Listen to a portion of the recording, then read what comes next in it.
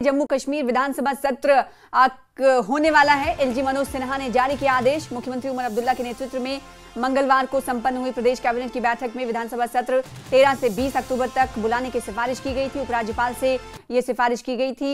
ये सिफारिशनामा एक तरह से कहा जाए कि एलजी मनोज सिन्हा को भेजा गया था और अब इससे मंजूरी मिल चुकी है। 23 अक्टूबर से आपको बताएं कि जम्मू कश्मीर विधानसभा सत्र होने वाला है। एलजी मनोज सिन्हा ने इस हवाले से आदेश जारी कर दिया है। तो बड़ी खबर इस वक्त की आपको दे रहे हैं। तस्वीरें साफ हो चुकी हैं, क्लियर हो चुका है कि अब असेंबली सेशन कब से शुरुआत होगा, कब से शुरू होगा, उसके हवाले से तारीखों पर से पर्दा हट गया है। 23 अक्टूबर से इसकी शुरुआत होगी। इसको लेकर आपको बताएं कि पिछले दिनों सीएम उमर अब्दुल्ला ने एक कैबिनेट की बैठक की थी और इस कैबिनेट मीटिंग में यह फैसला लिया गया था कि 7 रोजा इजलास, असेंबली इजलास बुलाने की सिफारिश की जाएगी। तो इस सिफारिश को मंजूरी एलजी की तरफ से मिल गई।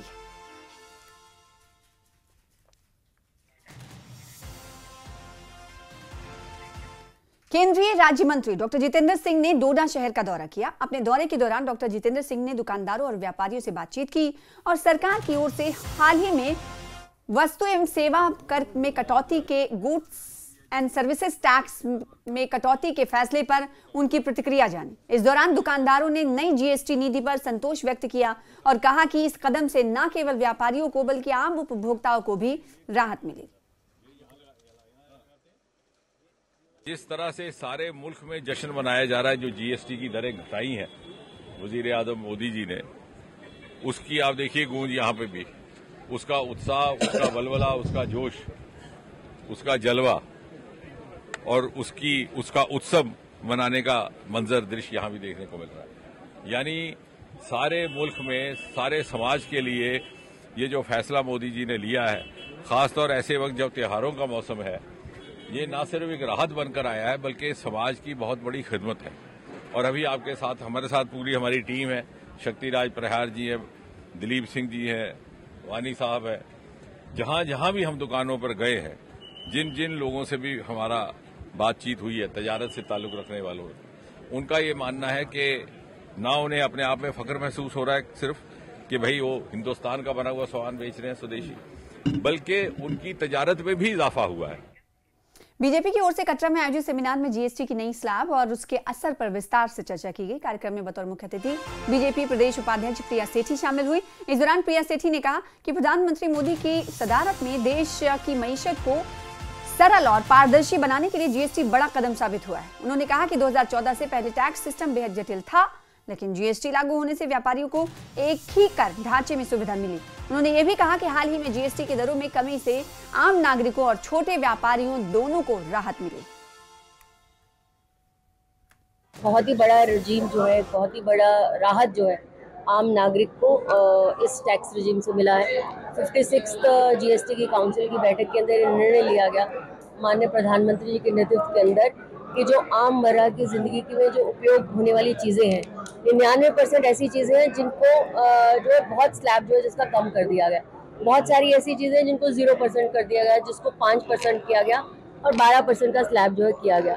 ये एक मुझे लगता है आम शहरी के लिए, आम जो मध्य वर्ग लोग हैं, जो महिला है, जो किसान है और जो एमएसएमई बनाने वाले, प्रोडक्ट्स बनाने वाले लोग हैं, खासकर बहुत ज़्यादा राहत जो है उन लोगों को दी है जो बीमार लोग हैं।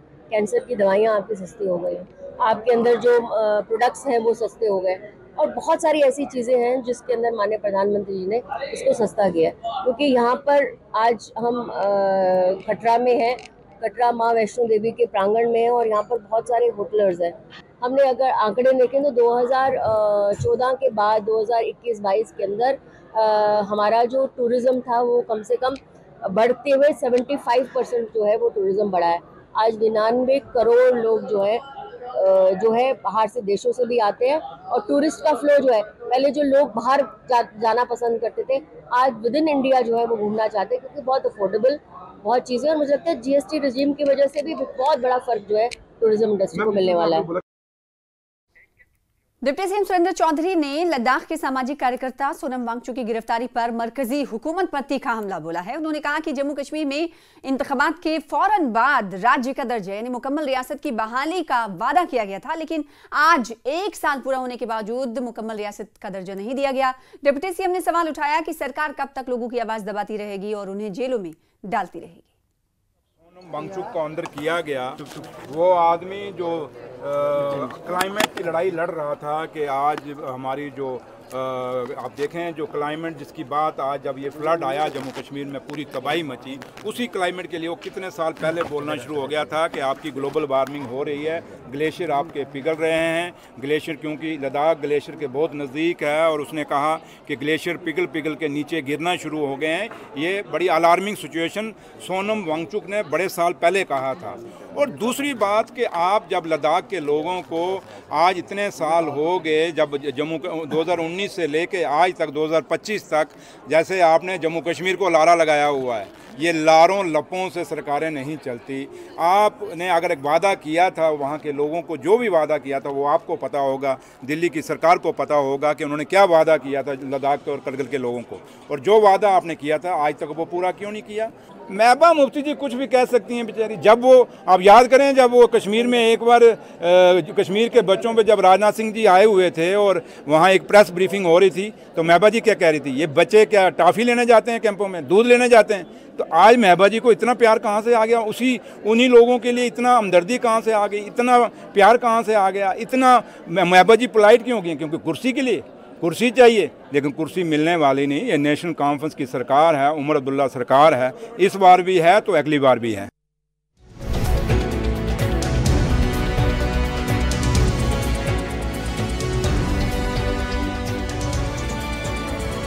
कांग्रेस पार्टी के प्रवक्ता रविंद्र शर्मा ने कहा कि सोनम वांगचुक जैसे सामाजिक कार्यकर्ता और शांतिप्रिय नेताओं को जेल में डालने से सरकार की नीयत पर सवाल उठते हैं। उन्होंने आरोप लगाया कि केंद्र सरकार बातचीत और समाधान के बजाय टकराव का रास्ता अपना रही है। और सोनम वांगचुक जी परसों तक तो हीरो थे, नोटल एनवायरमेंटलिस्ट थे, एजुकेशनिस्ट थे, लेकिन यकायक वहाँ माहौल बिगड़ा, लोगों में जो है वो पेशेंस उनकी टूट गई, सब्र का बाँध टूटा। उनके साथ धोखा करती रही भारतीय जनता पार्टी, उनको थकाने का प्रयास करती रही, मीनिंगफुल डायलॉग नहीं किया, उनकी जायज़ मांगों को माना नहीं, सिर्फ डिले करती रही। तो यकायक जो है वहाँ पे जिस तरह इंसाफ नज़र आई, उसके लिए उन्होंने सारे इल्ज़ामात उस पर एक नोटेड एनवायरमेंटलिस्ट, अब वो बड़ा धोखे वाला भी हो गया, बहुत उसके और भी एंटी नेशनल हो गया, जिसने चाइना के ख़िलाफ़ भी जंग की कि इनकी चीज़ें जो है वो बाइकाट करो। तो इससे ऐसा लगता है कि आपने परसों से पहले क्यों नहीं उसको पकड़ा। अगर वो इतने ख़तरनाक और खूंखार आदमी हैं तो इससे लोगों में गलत संकेत जाता है कि आज आपके पास सारे वो फेरा की वायलेशन भी हो गई, बाकी भी हो गई, तो इसलिए इन चीज़ों पे एक गलत संकेत जाता है, इसलिए उसके साथ वो जोड़ रही हैं। बाकी जो कानून से तय होता है, देखो जो गलत रास्ते पे गलती करेगा उसके लिए कानून है, वो राजनीति तो भारतीय जनता पार्टी करती आई। अगर विपक्ष में होते तो आज देश के हर शहर में पुतले जल रहे होते, और जब खुद सत्ता में हों उनके पैमाने अलग होते हैं, और फिर बीसीसीआई भी अपने और अपने बच्चों के पास हो तो पैमाने अलग होते हैं, फिर खेलेंगे भी। और फिर अदरवाइज जो है हर मुद्दे पे पाकिस्तान या चाइना वो बाकी चीज़ें आती हैं। अभी मुझे लगता है इसलिए ये लोग समझ रहे हैं कि इनके दोहरे मापदंड हैं और उन चीज़ों पे भारतीय जनता पार्टी एक्सपोज हो रही है। Lieutenant general Prateek Sharma, GOC उत्तरी कमान lieutenant general Hitesh Bhalla, GOC fire and fury corps के साथ राजनिवास में एलजी कविंदर गुप्ता से मिले और उन्हें क्षेत्र में सुरक्षा स्थिति और मौजूदा घटनाक्रमों के बारे में जानकारी दी। जब मुलाकात हुई उस वक्त की ये तस्वीर है जो टीवी स्क्रीन पर आप इस वक्त देख पा रहे हैं। लद्दाख में इस वक्त सुरक्षा स्थिति के हालात पर चर्चा को लेकर ये बैठक हुई थी और इस वक्त लेह में, अगर लद्दाख में बात करें पूरे करगिल में और खास कर लेह की बात करें तो लेह में चप्पे चप्पे पर सिक्योरिटी तैनात है और धारा 163 अभी भी जारी है। लेह में हिंसा और सोनम वांगचुक की गिरफ्तारी के बाद केंद्र सरकार लद्दाख के नेताओं ने अनऑफिशियल मीटिंग करने के हवाले से खबरें सामने आई हैं। करगिल डेमोक्रेटिक अलायंस के कई नेता दिल्ली पहुंच चुके हैं। दिल्ली पहुंचे सज्जाद करगली ने न्यूज़ 18 से बातचीत करते हुए कहा कि लद्दाख के हालात खराब हैं, निर्दोष लोगों को गोली मारी गई, हम इसकी जवाबदेही चाहते हैं, हम ये बात सरकार के सामने रखेंगे। लद्दाख में जो तशद्दुद हुआ, हिंसा हुई, उसमें 4 लोगों की मौत हो गई और उसके बाद सोनम वांगचुक तमाम आरोपों के घेरे में है। उनका FCRA लाइसेंस कैंसिल कर दिया गया है, अब उन पर NSA लगाया गया है और वो जोधपुर जेल में है। मेरे साथ ज्यादा बातचीत के लिए हैं सज्जाद करगली साहब। करगली साहब, आप तो सरकार से बातचीत में जो कर रही है, लद्दाख की कमेटी, हाई पावर कमेटी का हिस्सा है, ये जो तमाम आरोप लग रहे हैं, इसको लेकर क्या कहेंगे? देखिए, हम बातचीत पे भरोसा करते हैं, हम पीस पे भरोसा करते हैं, इसलिए इतना सब कुछ होने के बावजूद हम बातचीत के लिए आए हैं। आरोप सोनम वांगचुक पे बेसलेस लगाए गए हैं। सबसे बड़ा आरोप हमारा UT एडमिनिस्ट्रेशन पे है, जिन्होंने दिन दहाड़े लोगों के ऊपर गोलियां बरसाई। इवन BJP के लोग भी वहां कह रहे हैं कि अनआर्म्ड लोगों के ऊपर गोलियां बरसाई गई। तो ये नहीं होना चाहिए था, इसकी अकाउंटेबिलिटी सेट होनी चाहिए और जो भी इस गोली मारने में इन्वॉल्व है उन लोगों के खिलाफ कार्रवाई होनी चाहिए। लेकिन जिस तरीके की प्रेस कॉन्फ्रेंस हुई थी 3 जबानों में, उसमें तमाम जो आरोप थे, तमाम इल्जामात थे, वो सोनम वांगचुक पर लगाए गए और कहा गया पहले से भड़काऊ भाषण दिए गए थे, मैसेज सर्कुलेट। भाषण नहीं था, 14 दिन से वो अनशन में थे और पहली बार अनशन नहीं कर रहे थे, इससे पहले भी अनशन कर रहे थे। तो आप मुझे बताइए ना, इस देश में कितने लोग हैं जो यहाँ आके कॉन्स्टिट्यूशन बदलने की बात करते हैं, जंतर मंतर में खड़े होकर के बड़ी बड़ी धमकियां देते हैं, उनके खिलाफ क्या आरोप, क्या एक्शन लिया जाता है? आप लद्दाख के हुकूक की बात करते हैं, यही आपका जुर्म है? क्या ये जुर्म है कि आप अपने हुकूक की बात करते हैं? क्या आप स्टेटहुड की बात कर रहे हैं, 6 शेड्यूल की बात कर रहे हैं? यह हमारा राइट है और हम इस एक लोकतंत्र देश में रहते हैं जहां लोगों को अपनी राय रखने की आज़ादी है। ये कॉन्स्टिट्यूशनल हमारा राइट है और हम इस बात को आइंदा भी रखेंगे। आप लेह से आ रहे हैं, कई जगहों पर आप गए होंगे, कई फैमिली से आप मिले होंगे, क्या हालात हैं वहाँ पर? बहुत बुरे हालात हैं। हमने जख्मियों का भी जायजा लिया, बहुत बुरी तरीके से उनको घायल किया गया, गोलियां चलाई गई हैं। किसने ऑर्डर दिया ये नहीं पता है, कोई अकाउंटेबिलिटी नहीं है, बिल्कुल लाकानूनियत है लद्दाख UT के अंदर। और हमने ये भी देखा है कि वहाँ पूर्व सैनिक जो करगिल जंग में जिन्होंने हिस्सा लिया था, जिन्होंने लड़ा इस देश के लिए, उनको भी गोली मार के शहीद कर दिया आप लोगों ने। किसने किया ये? सरकार जिम्मेदार है कि नहीं? UT एडमिनिस्ट्रेशन जिम्मेदार है कि नहीं? उस सवाल का जवाब कौन देगा? क्या कोई एहतिसाब नहीं होगा? क्या कोई अकाउंटेबिलिटी सेट नहीं होगी? लेकिन जिस तरीके की तस्वीरें आई, BJP का दफ्तर और तमाम आगजनी की तस्वीरें आई, उसको तो हमने कंडेम किया। आप थोरो इन्वेस्टिगेशन करें, हाई लेवल इन्वेस्टिगेशन करें, इम्पार्शियल इन्वेस्टिगेशन करें। ये हम ही नहीं बोल रहे हैं, वहां पे जो कांग्रेस के लोग हैं, BJP के लोग हैं, सारे लोग बोल रहे हैं कि इम्पार्शियल इंक्वायरी करें। क्यों नहीं की जाती है?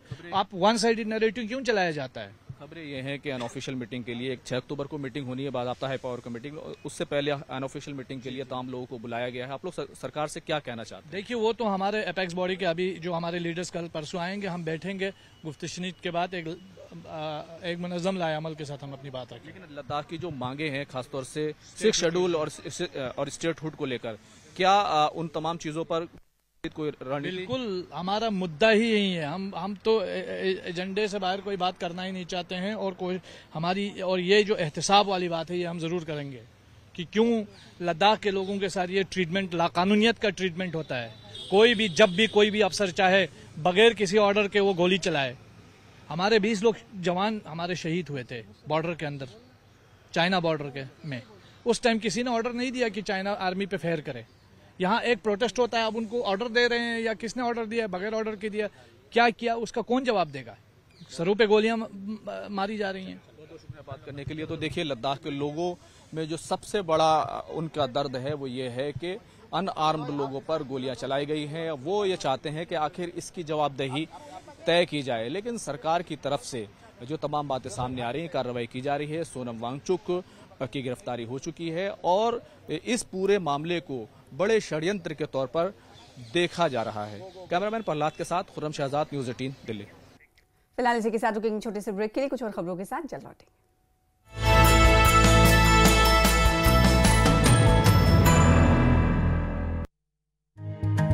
आपने PM सूर्यघर मुफ्त बिजली योजना के बारे में तो सुना ही होगा। आइए इसे अपनाने वालों से सुनते हैं इस योजना से लगने वाले सोलर प्लांट्स उन्हें किस तरह से फायदा पहुंचा रहे हैं। मे नाव अब्दुल हमीद राथर, बस बसान क्रालपोर। गो अगस्त 2024 पे तमो आय, तमो कोर ये इंस्टॉल। बिजली बिलन मज गई वारिया कमी, स्पेशली ये समर सीजनस मज कमी। मे 300 या 400 या 500 पे भरन, ज्यादा खो ज्यादा। बह बिजली ती इस्तेमाल करान ठीक पे। यत बह 1500 बिल या 2000 बिल ओसुस बरान 2000 पेट ते ओस मे गछान तो मगर तथ छुस बह आज बरान 300 400 या 500 तो बेची वन टाइम सेटलमेंट असल recommend strongly recommended to every household of the Kashmir valley. मेरा नाम गुलाम रसूल भट्ट रोजान शाही हमदान कॉलोनी नाइक बाग अस लोग यह सिस्टम 18 मार्च 2015 3 किलोवाट अमे बासो कि मतलब यूनिटन मज आई कमी मतलब वारिया फर्क आई अमे कि मतलब कोतान खसान फीस मो खसान कम वारिया फर्क आई यह मतलब इत पे कि मतलब अमिक यूनिट कंज्यूम गसान मतलब तम ये गड़स मज तो अमे सह फर्क बे ब्या चीज़ कि मतलब अगर ये आसो यम यूनिट रोजन सेव तम लगन वंदस मज बकार यह पे 1,64,000 मे बासान 94,000 आए वापस 94,000 आई वापस सिस्टम ठीक बहुत बाकी लुकन तक अपील यसान पन एनर्जी बचाव यह लागू ठीक सोलर सिस्टम। फैब में हमने ये सोलर लगाया तो हमारी बिल बहुत आ रही थी 5-6 हज़ार की, फिर जब ये लगाया तो हमारा 5 kV है ये, तब से बिल बहुत कम आ रही है और हम अच्छा फ़ायदा उठा रहे हैं। तो लगभग 4 महीने हो गए। हमें मोबाइल एप्लीकेशन से पता चलता है कि हमारा ये कितना बच जाता है, कितनी कंजप्शन होती है, कितना मतलब स्पेयर रहता है, तो वो हमें मोबाइल एप्लीकेशन से पता चल जाता है। सोलर से हमारा बहुत फ़ायदा हो गया। हम लोगों को भी बोलेंगे कि आप सोलर लगाएं तो इसका फ़ायदा उठाएं। घर पे सोलर प्लांट लगवाने का क्या प्रोसेस है? कंज्यूमर को सिंपल सा एक प्रोसेस है, उसको ऑनलाइन जानना है PM सूर्यगर की वेबसाइट पे, वहाँ पे रजिस्टर करना है और अपनी बिल की एक कॉपी, अच्छी सी क्लियर कॉपी PDF कॉपी एक अपलोड करनी है। वेंडर उसको चूज़ करना है। नाउ जैसे आपने वेंडर को चूज़ किया फिर उसके बाद एग्रीमेंट अपलोड होता है। Once the agreement is uploaded then the vendor has to install the RTS. It is a whole online process, आपको कहीं जाने की ज़रूरत नहीं है। और सबसे बड़ी गुजारिश है कि इसका अभी फ़ायदा उठाएं। ये स्कीम लिमिटेड है मार्च 2027 तक।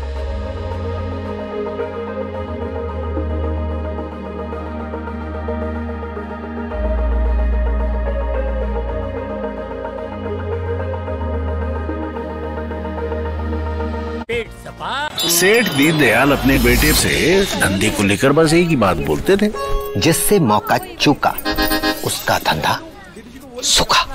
और मौका था बिजनेस को एक नई उड़ान देने का, तो हमने चौका मार दिया।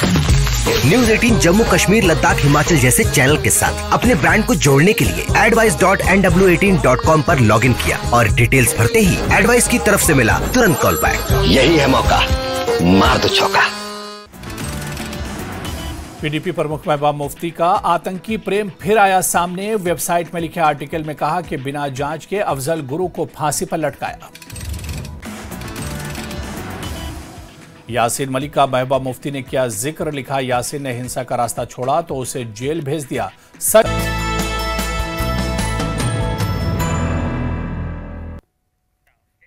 बडगाम में नशीले पदार्थ के खतरे के खिलाफ अपने अभियान को जारी रखते हुए बडगाम पुलिस ने मागाम के बच्चीपुरा गांव में एक ड्रग तस्कर को गिरफ्तार किया। उसके कब्जे से प्रतिबंधित सामग्री बरामद की गई है। हवलदार शब्बीर अहमद के लीडरशिप में पुलिस चौकी नारबल के पुलिस दल ने बच्चीपुरा में रेलवे ट्रैक के पास गश्त के दौरान एक संदिग्ध को रोका। पुलिस को देखकर उस व्यक्ति ने भागने की कोशिश की, लेकिन पीछा करके पुलिस ने उसे पकड़ लिया। उसकी तलाशी के दौरान उसके पास से 63 ग्राम चरस जैसा पदार्थ बरामद हुआ।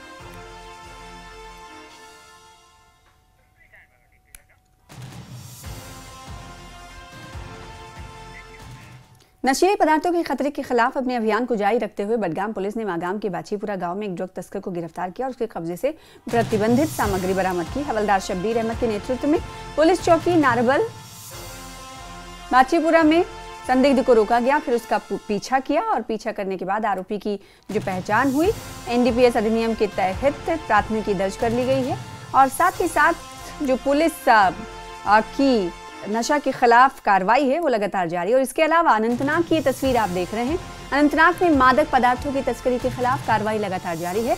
मादक पदार्थों के प्रति अपनी जीरो टॉलरेंस की नीति के तहत जिला पुलिस अनंतनाग ने NDPS अधिनियम के तहत एक ड्रग्स तस्कर की संपत्ति कुर्क कर ली है। और जो संपत्ति कुर्क की गई है उसकी तस्वीर आप टीवी स्क्रीन पर देख पा रहे हैं। कुर्क की गई संपत्तियों में एक 2 मंजिला आवासीय मकान है और गौशाला और पंजीकरण संख्या गाड़ी भी शामिल, जिसका अनुमानित बाजार मूल्य 20 लाख रुपए है। राजौरी से संबंधित भारतीय सेना के वीर नारियों, निकट संबंधियों और पूर्व सैनिकों के लिए राष्ट्रीय राइफल्स काउंटर इमरजेंसी फोर्स यानी रोमियो के तत्वाधान में सरकारी HSS थाना मंडी में एक रैली का आयोजन किया गया। कार्यक्रम में राजौरी के कई क्षेत्रों से लगभग 153 वीर नारियों, विधवाओं और पूर्व सैनिकों और साथ ही साथ आश्रितों ने भाग लिया। वहीं वीर नारियों और विधवाओं के लिए एक सम्मान समारोह का आयोजन किया गया। कार्यक्रम में वीर नारियों और 86 विधवाओं को सम्मानित किया गया। यहाँ पे एक्स सर्विसमैन की एक जो रैली रखी गई, जिसमें बहुत सारे मुद्दे जो एक्स सर्विसमैनों के होते हैं, जिनमें उनके बच्चों का इशू होता है, उनकी हेल्थ का इशू होता है, उन सारी बातों को यहाँ पे डिस्कस किया गया। और आज 61 RR के जो यहाँ पे कमांडेंट हैं रोहित जी, उन्होंने इस प्रोग्राम को ऑर्गेनाइज किया। एक एक्स सर्विसमैन की रैली थी, जिसमें हमारे वे लोग, वो मित्रगण जो शहीद हो चुके हैं देश के लिए, उनकी नारियों को यहाँ सम्मान दिया गया, जिसमें हमारे डिप्टी GCO जो रोमियो फोर्स से ताल्लुक रखते हैं मिस्टर चंदेल जी, वो भी तशरीफ लाए और हमारे ब्रिगेड कमांडर संधू जी भी तशरीफ लाए। श्रम एवं रोजगार विभाग जम्मू कश्मीर की ओर से मेगा जॉब फेयर का आयोजन जम्मू के कन्वेंशन सेंटर इंदिरा थिएटर के सामने किया गया। इस जॉब फेयर का उद्घाटन जम्मू कश्मीर के उप मुख्यमंत्री सुरेंद्र चौधरी ने किया। इस अवसर पर विभिन्न महत्वपूर्ण गतिविधियां आयोजित की गई। मिशन युवा ऐप पोर्टल पर जॉब मैचिंग प्लेटफॉर्म की शुरुआत की गई। 50 से अधिक कंपनियों ने भाग लिया और 1000 से अधिक रिक्तियों की पेशकश की गई। युवा उद्यम फेस्ट के विजेताओं को सम्मानित किया गया।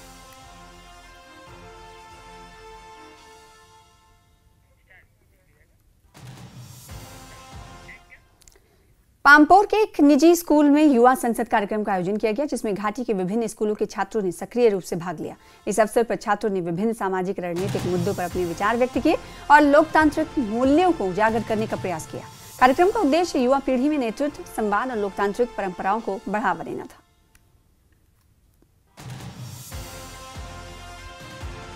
सर, मैं रिसेंटली एक यूथ पार्लियामेंट के लिए गई थी जयपुर। सर, वहाँ मैंने देखा students were coming from different states. They were deliberating upon motions. And there I realized how powerful these platforms are.